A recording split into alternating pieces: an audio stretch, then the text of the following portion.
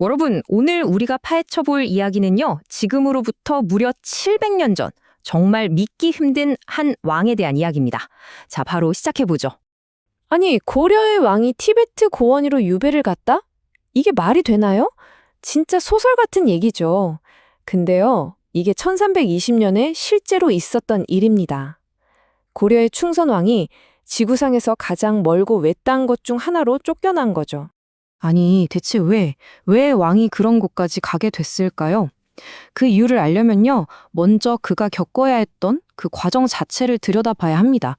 사실 유배를 떠나는 그 여정 자체가, 이건 정말 끔찍한 형벌이나 다름없었어요.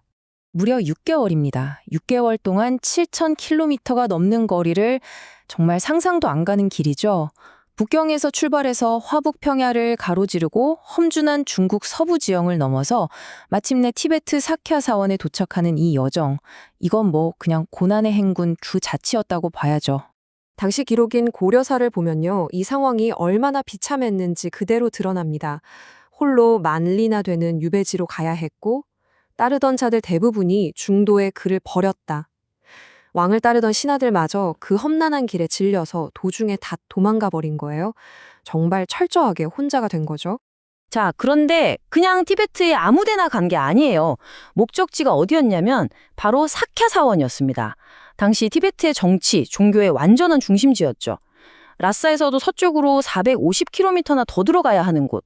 그러니까 이건 그냥 멀리 보낸다 이 수준이 아니라 권력의 심장부에다 던져넣고 철저히 감시하겠다는 의도였던 겁니다. 그리고 여기서 무려 3년 가까이 유배 생활을 하게 됩니다. 아니, 그래도 한 나라의 왕인데 어떻게 이렇게까지 무력하게 당할 수 있었을까요? 그 답은요, 바로 충선왕의 아주 특별하고 또 그래서 더 위험했던 바로 그의 핏줄에 있습니다. 충선왕은요, 몽골 원제국을 세운 사람, 바로 그 쿠빌라이 칸의 외손자였습니다. 어머니가 쿠빌라이 칸의 딸, 그러니까 원나라 공주였던 거죠. 이게 무슨 뜻이겠어요? 그는 고려의 왕자이면서 동시에 몽골 황실의 핏줄, 두 개의 세계에 걸친 사람이었다는 겁니다. 고려는 그래서 원나라의 부마국, 즉 사위의 나라라는 아주 독특한 지위를 갖게 되어 덕분에 다른 정복지들처럼 아예 나라가 없어지는 건 피할 수 있었죠. 이건 정말 대단한 외교적 성과였어요. 하지만 세상에 공짜는 없죠. 그 대가로 몽골 황실의 정치에 아주 깊숙이 얽히게 됩니다. 여기 표를 보시면 확실히 아시겠지만 다른 정복 국가들은 그냥 원나라의 한 지방, 즉 상으로 편입되고 말았거든요. 근데 고려는 보세요. 국호도 그대로, 왕도 그대로, 우리 고유의 관습도 지킬 수 있었어요. 정말 엄청난 차이죠. 하지만 바로 이 특별함 때문에 고려는 늘 살얼음판을 걷는 듯한 외교를 해야만 했습니다. 그러니까 충선왕은 단순히 고려의 왕, 이걸로 끝이 아니었던 거예요. 그의 또 다른 무대는 바로 원나라의 수도 대도였습니다. 거기서 그는 엄청난 영향력을 가진 정치인이었고 그의 인생은 정말이지 한편의 드라마처럼 엄청난 성공과 또 끔찍한 실패를 오갔습니다. 이 과정을 좀 보세요. 정말 파란만장하죠? 처음 왕이 됐다가 8개월 만에 쫓겨나요. 급진적인 개혁을 하려다가 반발에 부딪힌 거죠. 그리고 무려 10년 동안 원나라에 머물면서 재기를 노립니다. 여기서 미래의 황제들하고 줄을 잘 만들어서 동맹을 맺어요. 그리고 마침내 그 동맹들이 권력을 잡자 다시 고려의 왕으로 복귀하게 되는 거죠. 정말 대단한 정치력이에요. 근데 더 특이한 건 뭐냐면요. 두 번째로 왕이 되고 나서도 고려로 돌아오지 않았다는 거예요. 원나라 수도에 머물면서 멀리서 고려를 다스렸습니다. 이걸 전지정치라고 하는데 역사적으로도 아주 드문 사례죠. 아마 충선왕은 원나라 권력의 심장부에 있어야 고려에 더 유리하다고 판단했던 것 같아요. 하지만 이 선택이 고려 내에서는 또 다른 갈등의 씨앗이 되기도 했습니다. 자, 지금까지 보면 충선왕의 권력은 전부 원나라 황실과의 관계, 그 인맥에서 나왔다는 걸 알 수 있죠. 그렇다면 만약에 그 든든했던 백이 한순간에 사라진다면 어떻게 될까요? 바로 그 일이 실제로 일어납니다. 1320년 충선왕을 굳건히 지지해주던 그의 후원자이자 사촌 원나라 인종황제가 갑자기 세상을 떠납니다. 이제 충선왕은 정치적으로 완전히 고립무원의 상태에 놓인 거예요.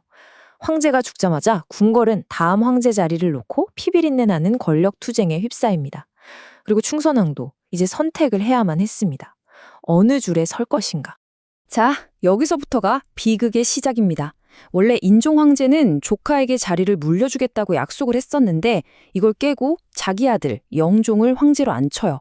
그런데 충선왕이 여기서 치명적인 선택을 합니다. 새로 황제가 된 영종이 아니라 밀려난 조카 편에 서버린 거죠. 정치적 도박을 한 거예요. 이걸 본 충선왕의 정적들이 가만히 있었을까요? 지금이 기회다 싶었던 거죠. 과거 충선왕에게 당했던 환관을 중심으로 똘똘 뭉쳐서 그를 반역죄로 몰아갑니다. 결국 새 황제 영종은 충선왕이 자기한테 위협이 된다고 판단하고 체포해서 유배를 보내버린 겁니다. 물론 공식적인 이유는 있었죠. 티베트에 가서 불법, 법화를 깊이 공부하고 오라. 이런 거였어요. 하지만 이걸 고지곳대로 믿는 사람은 아무도 없었겠죠? 실제 이유는 딱 하나였습니다.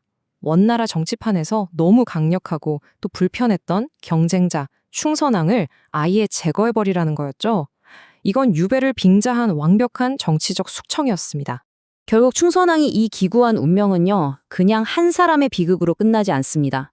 이건 당시 원나라라는 거대한 제국 옆에서 아슬아슬하게 버텨야만 했던 고려의 위태로운 처지를 그대로 보여주는 아주 상징적인 사건이라고 할 수 있습니다. 한 역사학자의 분석이 이걸 정말 정확하게 짚어내고 있어요.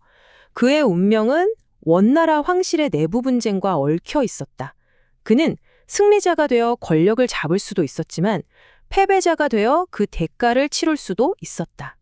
그렇죠. 바로 이거예요. 그의 힘의 원천이었던 원나라 황실의 핏줄이 결국 그의 발목을 잡는 가장 큰 약점이 되어버린 역설. 정말 아이러니하죠. 그는 고려의 왕으로서 나라의 자존심과 신리를 지키기 위해 제국의 심장부에서 벌어지는 위험한 정치 게임에 기꺼이 뛰어들었습니다. 하지만 그 게임은 판돈이 너무나도 큰 도박이었죠. 결국 그의 인생은 고려의 왕이라는 정체성과 원나라 황족이라는 정체성, 이 둘 사이에서 평생 위태로운 줄타기를 했던 삶으로 기억될 겁니다. 자, 그렇다면 충선왕은 과연 거대한 힘에 휘둘린 비극적인 희생양이었을까요? 아니면 자신의 모든 것을 건 마지막 승부에서 패배한 야심찬 승부서였을까요?